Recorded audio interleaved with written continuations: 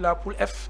La poule F de Manchester United, Manchester United moom moo jiitu mu ngi am 10 points, Villarreal moo ci topp, donc Man United moom qualifié na, donc li des moom mooy entre Villarreal et Atlanta bi am 6 points ci dernière journée bi, donc loolu moom mooy seen résultat. Donc les équipes qualifiées, et aussi on va parler de la poule G, la poule de Lille qui a fait un excellent match, et ces 3 points moo ko permettre mu ñëwaat ci kaw, mais cette poule là moom mooy poule bi nga xam ne benn équipe qualifiée gu ci.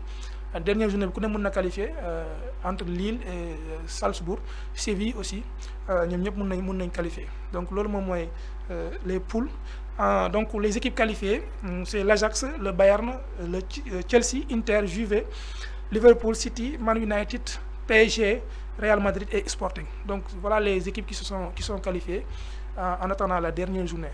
Voilà, donc lii moom mooy le débrief donc de la Ligue des Champions. ñu jàll ci beneen point bi.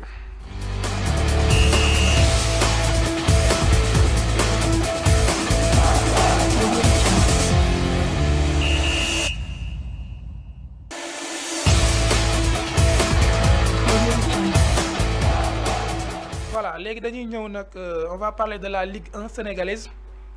Xam nañ ni Ligue 1 bi commencé na ci semaine bii passée. La Ligue 1 résultats yi la ñuy joxe. Le match d'ouverture c'était le samedi passé entre AS Pikine et Guédiawaye FC. Guédiawaye nag dañu wàccoon en deuxième division depuis 4 ans ñu ngi deuxième division. Maintenant ñu yéegaat avec beaucoup d'ambition parce qu'ils ont changé de coach. Aujourd'hui ils ont recruté Souleymane Diallo, le coach de l'ex de l'US Ouakam et de Teungueth FC. Et si ils ont fait donc quelques recrutements, quelques joueurs comme le joueur de l'ancien capitaine de Keur Madior, une équipe à Mbour, def nañ recrutement boo xam ne daal pare nañ tey pour jongante ak équipe yi nekk ci kaw ci Ligue 1 bi.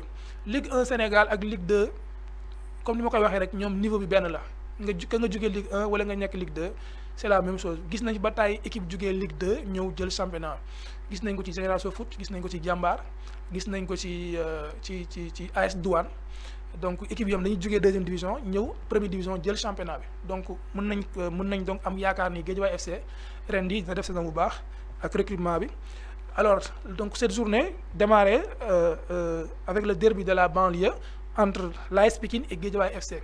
C'est l'AS Pikine qui recevait donc au stade Alassane Djigo avec un public venu nombreux, une belle ambiance, mais sur le terrain il y avait pas beaucoup de spectacles. Un nul, 0 but partout entre Pikinois et Guédiawayois. Donc loolu moo fa amoon. Deuxième match bi mu ngi doon opposé l'US Gorée et le Synapse, 1 but partout lañ def. Et Génération Foot moom moo doon recevoir l'ASC Jaraaf, mu nekkoon le choc de la journée, et Génération Foot moom moo ci am ndam 2-0 contre Jaraaf avec un doublé de Bassène. Et quatrième match bi Casa Sport moo doon recevoir Dakar Sacré-Cœur, 1 but partout lañ def, Dakar Sacré-Cœur ak Casa Sport. Et l'AS Douane aussi qui recevait Teungueth FC. Teungueth FC c'est le champion en titre, ñoom ñoo jëloon championnat bi passé. Donc ba tey dëggal nañ seen taxawaay ci championnat yi parce que ñoom fekk nañ AS Douane dóor ko 2-0, les hommes de Youssouf Dabo. Ensuite Jàmbaar qui a fait donc un carton à domicile au stade Fodé Wade contre Ndiambour, mu dóor ko donc 3-0 la ko dóor avec un but de Ousseynou Nia aussi. Et Linguère bi nga xam ñëwaat na ci Ligue 1 bi moom tamit moo doon daje ak Mbour Petite Côte, moo dóor donc Mbour Petite Côte 2-0.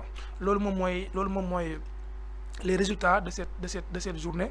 Et Jàmbaar moom mi nga xam ne am na ci ndam, donc am na ndam bu yaatu di 3-0 tey moom moo jiitu ci championnat bi, topp ci donc Teungueth FC. lii mooy résultat Ligue 1 bi. Dañuy joxe directement les résultats aussi de la Ligue 2. Walidane contre Demba Diop bu Mbour, Walidane moo ko dóor 1-0. Amitié aussi a battu Port 1-0. Oslo et Keur Madior de Mbour ñoom dañ def match nul 0 but partout. Dakar Université Club contre Thiès FC 0 but partout. Jamono bu Fatick moom dafa def match nul aussi 0 but partout contre Ñaari Tali.